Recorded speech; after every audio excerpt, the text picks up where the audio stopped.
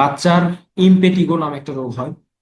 যে চিত্রটা বা যে স্ক্রিনটা আমি আপনাদের মাঝে শেয়ার করেছি, আপনারা দেখে বুঝতে পারছেন যে এটা খুবই কমন একটা ডিজিজ। বাচ্চাদের ক্ষেত্রে খুবই কমন। বাচ্চাদের মুখের ভেতরে এই প্রদাহটা বা এই ইনফেকশনটা সাধারণত খুবই কমন ভাবে দেখা যায়। এই ইমপেটিগো রোগটা অ্যাডাল্টদের ক্ষেত্রে খুবই কম হয়, তবে বাচ্চাদের ক্ষেত্রে এটা সর্বোপরি বেশি, খুবই কমন। দেখেন ইমপেটিগোর যে চিত্রটা দেওয়া আছে, চারটা ছবি দেওয়া আছে এখানে। এই ইমপেটিগোটা সাধারণত মুখের, নাকের, ঠোঁটের এবং চোয়ালের আশেপাশে সবচেয়ে বেশি হয়। বেসিক্যালি রেশিও অনুযায়ী বেশি হয় হচ্ছে ঠোঁটের আশেপাশে এবং নাকের আশেপাশে। চিত্রগুলো দেখে আপনারা বুঝতে পারছেন, ডায়াগনোসিস করাটা আপনাদের জন্য এখন পানির মতো ইজি। এই চিত্রের মাধ্যমে আপনারা সুস্পষ্টভাবে বুঝতে পারছেন যে একটা পেশেন্টের যদি, একটা বাচ্চার যদি এইরকম কন্ডিশন নিয়ে আপনার কাছে আসে, তাহলে আপনি ডেফিনেটলি তাকে ইমপেটিগো হিসেবে ট্রিটমেন্ট দিবেন। দেখেন ক্যাটাগরি আছে কি, ক্যাটাগরি গুলো কি কি। এই যে হালকা হালকা দেখেন কি আছে, হালকা কিছু হলুদ বর্ণের আস্তরণ করে আছে।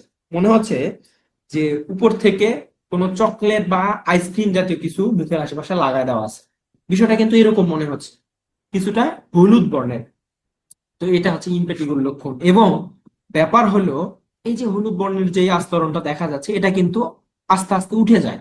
হাত দিয়ে স্পর্শ করলে এটা কিন্তু উঠে যায়, কিন্তু জ্বালা পোড়া হয় আর ব্যথা করে, বাচ্চা কিন্তু কান্নাকাটি করে।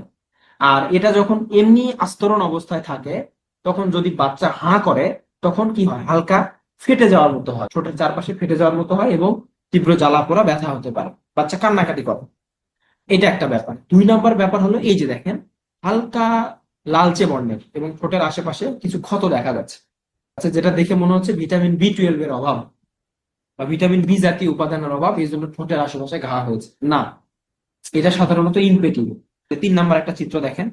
3 নাম্বার চিত্রটাতে সাধারণত দেখেন আস্তরণটা পড়েছে, কিন্তু উপরের চিত্রের মতো না। এখানে কিছু কিছু গ্যাপ আছে এবং হালকা ভাবে, কিন্তু এখানে যে আস্তরণটা পড়েছে এটা একদমই কিছুটা অংশ লালচে হয়ে গেছে, আবার কিছুটা অংশ দেখেন আস্তরণ পড়ে আছে। আচ্ছা, আর একটা চিত্র, এই পাশে লাস্ট চিত্র যেটা, সেটা হালকা বয়েলস এর মতো, লোম ফোড়ার মতো ছোট ছোট ছোট ছোট কি হবে, মানে ফুসকুড়ির মতো বের হবে। সবগুলোই ইম্পেটিগো এবং বেসিক ট্রিটমেন্ট এক। দেখেন সংজ্ঞাতে কি বলছে, ফুসকুড়িওয়ালা ছোঁয়াচে চর্মরোগ বা ছোঁয়াচে ঘা। এখানে বলা হচ্ছে ছোঁয়াচে চর্মরোগ বা ছোঁয়াচে ঘা। এই বয়সের বাচ্চারা সাধারণত মায়ের কাছে বেশি থাকে, মায়ের কাছ থেকে এই রোগটা ছড়ায়। কিভাবে ছড়ায়? মায়ের বুকের দুধের মাধ্যমে, বা মা যদি প্রপার হাইজিন মেনটেন না করে, সেই ক্ষেত্রে বাচ্চার এটা হবে। এবং মায়ের ব্রেস্টের আশেপাশে যদি ঘর্মাক্ত অবস্থা হয় এবং বাচ্চাকে যদি এই ঘর্মাক্ত অবস্থায় দুধ পান করায়, মানে মায়ের বুকের দুধ পান করায়, সেক্ষেত্রে এই বিশেষ করে ইম্পেটিগোটা হতে পারে।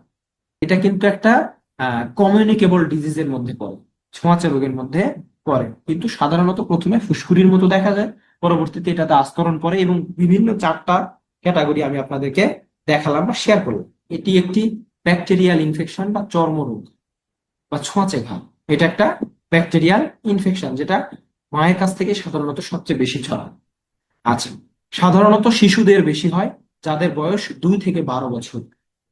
এইটা 2 বছরের আগেও হয়। এটা বিভিন্ন কারণে হয়, যেটা আমি আপনাদেরকে বলবো, যে প্রপার হাইজিন মেনটেন করা, বাচ্চাকে কোনো কিছু খাওয়ানোর পরে পরিষ্কার না করিয়ে দেওয়া, এরকম কিছু কিছু কারণে সাধারণত ইনফেক্টিভটা হয়ে থাকে।